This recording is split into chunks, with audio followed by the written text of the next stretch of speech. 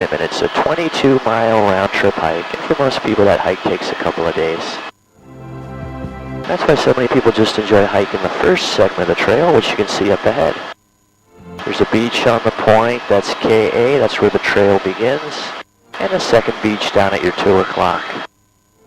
That is Hanakapiai, and that's a great turnaround point for a shorter hike up here. It's 2 miles from KA to Hanakapiai Beach, so a 4-mile round-trip hike, which for most people takes about 3 hours.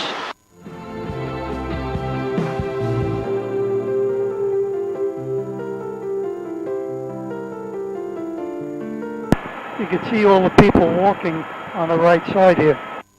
Yep, and you can see the trail fairly clearly out to your right front as well that links Hanakapiai Beach to KA Beach up ahead of us. You'll see a lot more people, or usually you see a lot more people at KA, and the reason is this one you can drive to. Yeah, this is where the road ends on the east side of Nepali. So we're reaching the end of this beautiful piece of coastline. Before we leave it behind completely though, I'm going to turn us around for another look back. Well, it's not far down to paradise. At least it's not phony. If the wind is right, you can sail away. Find tranquility. Oh, the canvas can do miracles. Just you wait and see.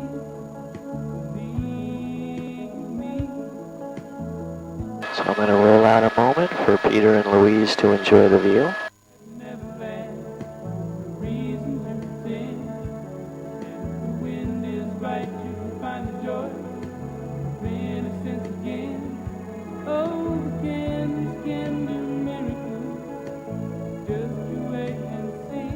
Going to continue the turn for Maria and Ralph.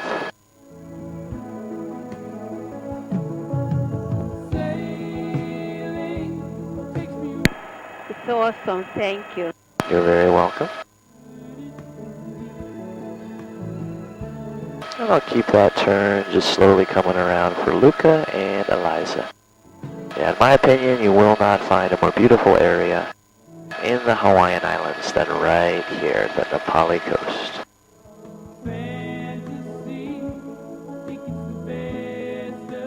Maybe in the world. Maybe. Definitely up there, I think, in the top echelons. Now you can see this ridge line at your 2 o'clock with the spires along it. That's Makana Ridge.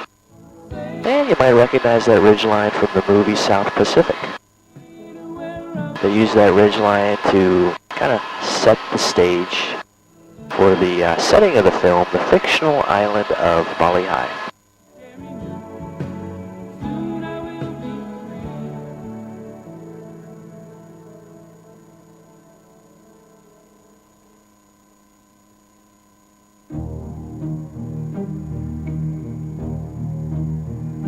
This is the north shore of Kauai. You have Haena Beach at your 3 o'clock, Tunnels Beach at your 2 by the horseshoe-shaped fringing reef. Looking further down the coast, lots of boats anchored in Hanalei Bay, with Hanalei Town wrapping around the bay. And then left of that bay with the boats, you see some large buildings. Those are some of the resorts at Princeville.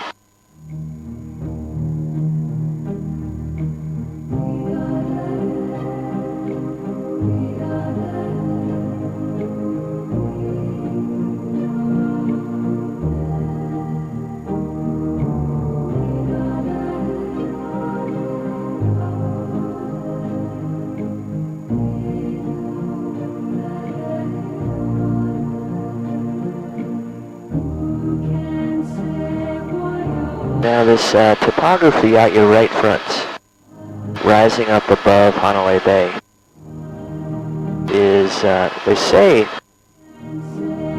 this land formation to your right front is the inspiration for the song Puff the Magic Dragon.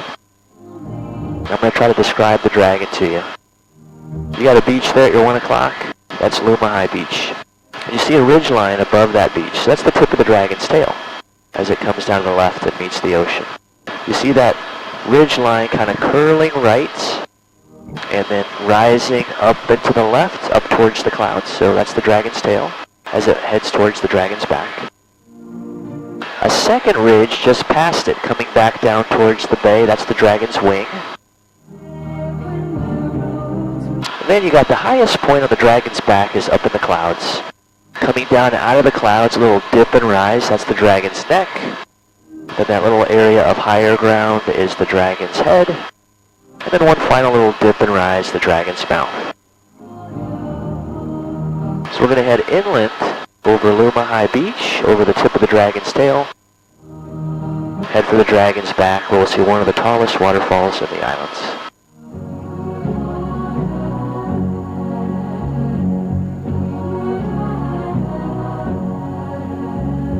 Now, why do people think that this is Puff the Magic Dragon? Well, the songwriter of that song lived in this town to your left front for a while. This is Hanalei. And as we know from the song's lyrics, Puff the Magic Dragon lived by the sea and frolicked in the autumn mist in a land called Hanalei. This is Hanalei. Didn't quite rhyme with sea, so we just had to tweak it a little bit.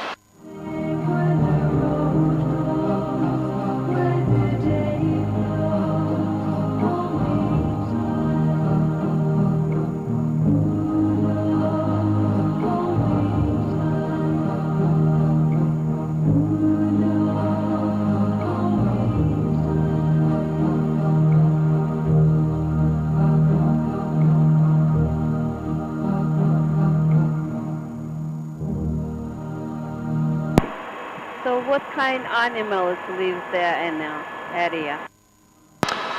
Mostly pigs and goats.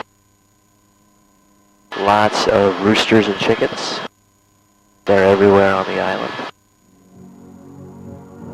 Beyond that, as far as the wild animals goes, it's mostly smaller animals like birds, lizards, geckos. No predator animals to worry about. And then on the domesticated side, of course, it's things like horses and cattle. Now, almost every animal that I just mentioned does not really belong here. This is the most remote and isolated island chain on Earth. And before the arrival of people, about all that lived here were different kinds of birds. And only 2 mammals are truly native to the Hawaiian Islands: the Hawaiian bat and the Hawaiian monk seal. Yes, the rest of those animals were brought here by people. Alright, coming into view at your 1 o'clock is one of the tallest waterfalls in the Hawaiian Islands. It is called Namalakama. It's a 2,400-footer.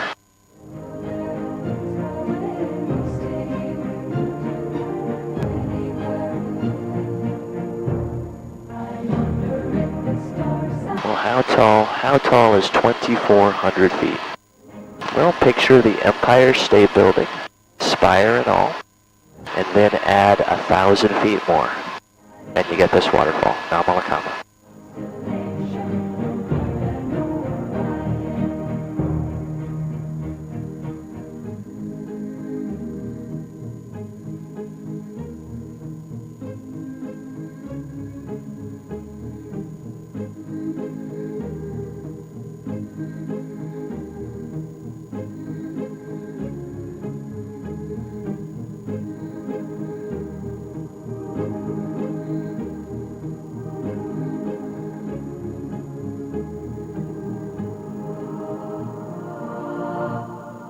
Shells upon the roadside,